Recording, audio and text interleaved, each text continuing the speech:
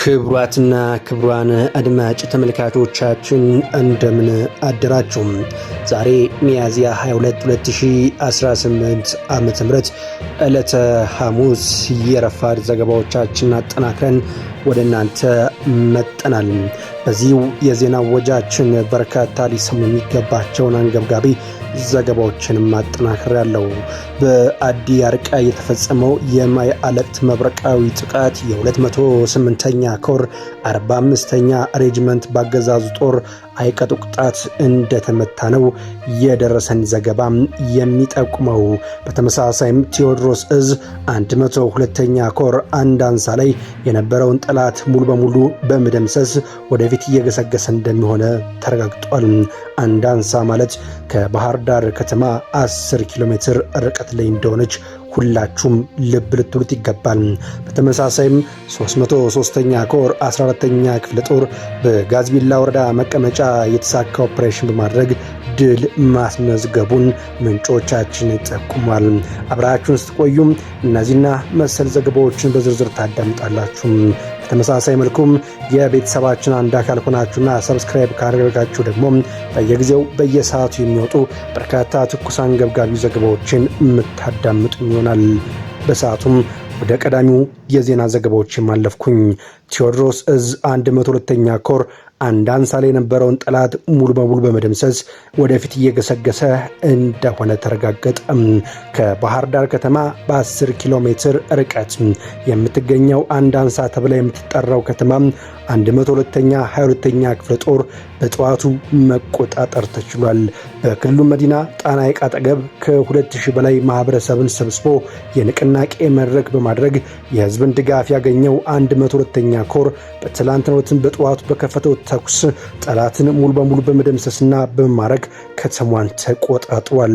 በውጊያው በርካታ ቁጥር ያለው የጠላት ኃይል የተደመሰሰ ሲሆን እጃቸውን የሰጡ ህይወታቸውን አትርፈዋል።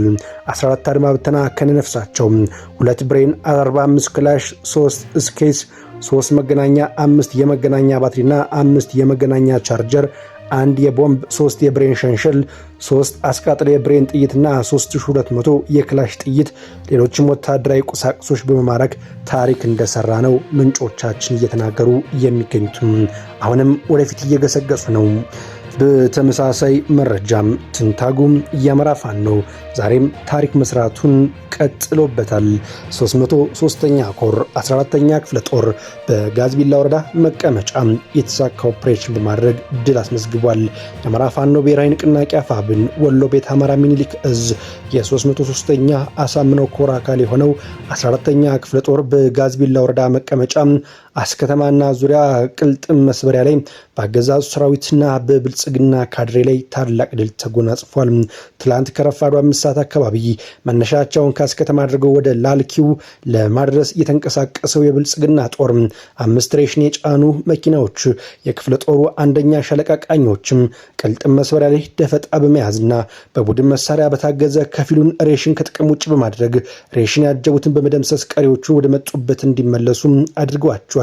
የአንደኛ ሻለቃ ቃኞች ላደረጉት የተሳካ ኦፕሬሽን መከታና ደጀን በመሆን በሌላ አቅጣጫ የሶስተኛ ሻለቃ ፋኖች ላልኪው ስላሴ አምባ በሚገኘው የብልጽግና ጦር ላይ ጥቃት በመክፈትና መፈናፈኛ በማሳጣት ለጠላት ኃይል እገዛ ሽፋን እንዳይሰጡ አድርገዋል።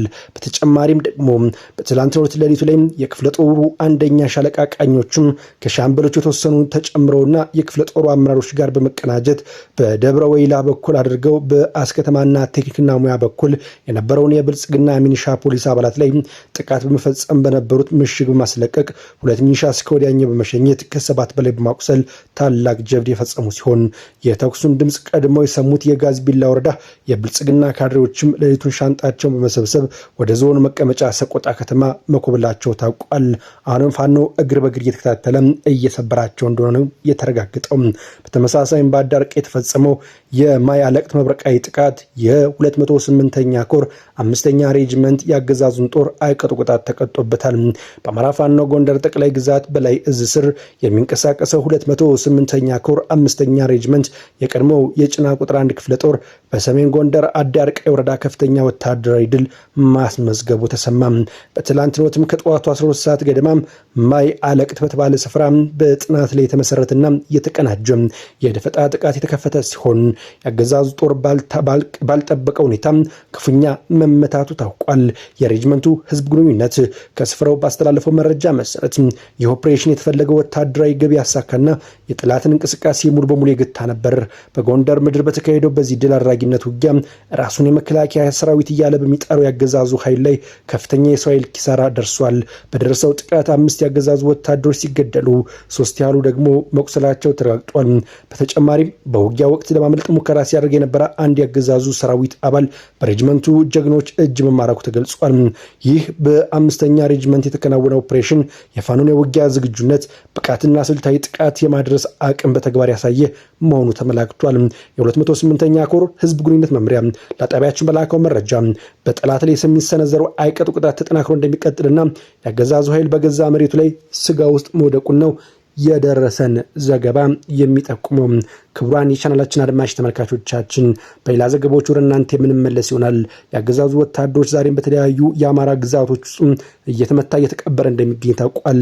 በቀጣይ እነዚህና ደግሞ ሌሎች ከፋድ የተባሉ ውጊያ የተካሄደባቸው ቦታዎችን ዝርዝር ዘገባዎችን አጠናክረን ወደ እናንተ እንመልሳለን። ሰናይ ጊዜ ተመኘው።